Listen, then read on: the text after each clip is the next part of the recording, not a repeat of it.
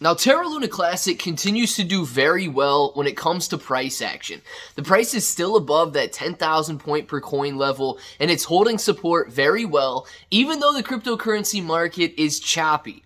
Now, it is true that Bitcoin is up above 21,000. Ethereum is doing very well. Shiba Inu coin is up as well. But Terra Luna Classic is really what broke out first when moving from 4,000 points per coin to 16,000 and then back down and testing these levels at 10,000 points per coin and holding up. But I do want to talk about burns, and I want to talk about some cryptic tweets that we got going on from Do Kwon out there, because this burn tax is making progress, and it's going to be big when it comes in, guys. It's really going to reduce the supply of Terra Luna Classic and allow this coin to potentially go to the next level. So let's talk about it. If it sounds like something you're interested in, let's get started.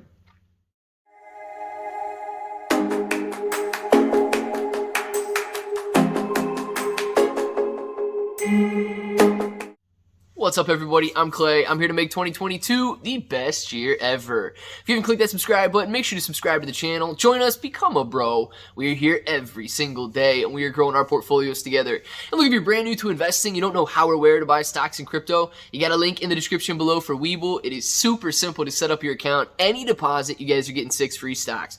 $1 crypto trade, you're getting $5 in free crypto. And although you can't choose Luna Classic on there, it is a nice dip buying opportunity right now. And I do believe as time goes on, these prices are going to go back up. It's just a matter of when, not if. Now let's talk about, okay, I'm going to talk about 3 things. We'll just get that out there and then we'll jump into it. I want to talk about this burn tax, this 1.2%, where it's at, why we haven't seen it implemented just yet. I want to talk about the major burners that are in the community and who's burnt the most and kind of how they stand in those terms. And then Do Kwon, we'll get to him at the end. He's got a pretty cryptic tweet out there. Could be good news, could be bad news, could be nothing. We'll discuss it and see what you guys think at the end.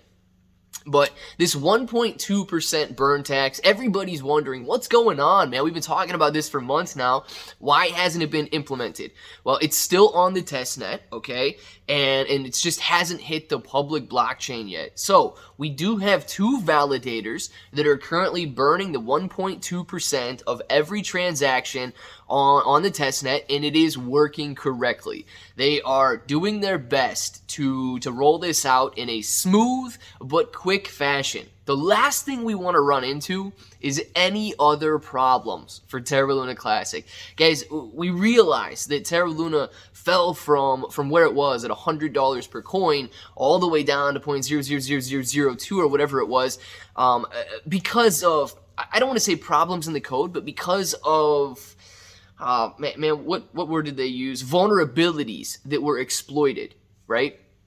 And the vulnerabilities were in centralized versus decentralized exchanges trading UST. And UST being able to arbitrage the difference in price there became a vulnerability. Exploiting it basically blew it up. And because Luna Classic was the algorithmic coin that stabilized UST, it minted more and more and more and fell from $100 to where it is now. With 6.5 trillion coins in existence. Now, we got to reduce that supply, and that is what this 1.2% burn tax is going to do.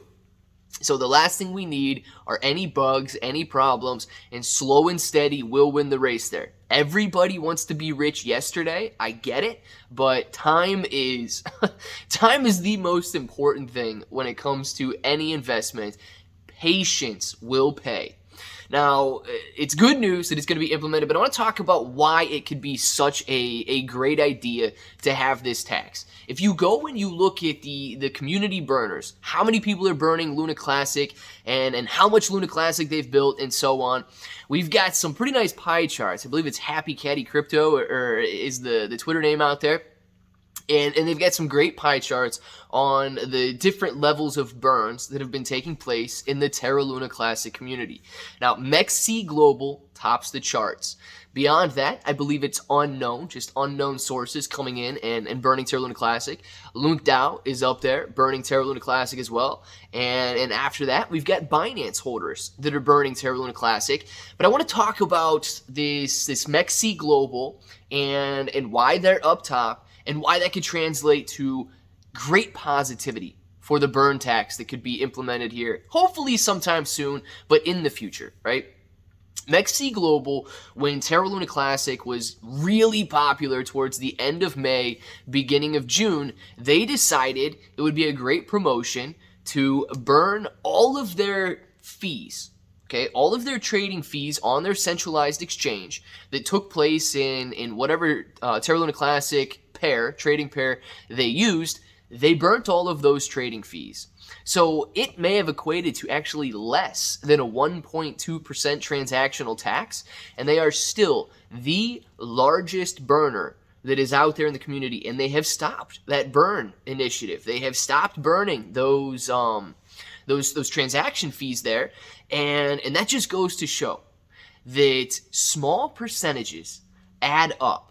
So if you're on the ship that's kind of like, well, 1.2% is not very much, we're never going to burn Terra Luna Classic if it's only 1.2% and so on, MEXC Global is a massive leader in the burn space right now, and I do believe once this 1.2% tax burn tax gets implemented, it's going to be even greater and blow away any of the transactions that MEXC Global was able to do out there, and they were burning tens of millions I believe a day for a while, and then it did slow down. It's kind of the hype and the excitement slowed down a little bit with Terra Luna Classic there, but nonetheless, it works. It burns coins, and they've proved it. So it's going to be very interesting to see when this burn tax does get implemented, just how quickly we can reduce the supply from 6.5 trillion.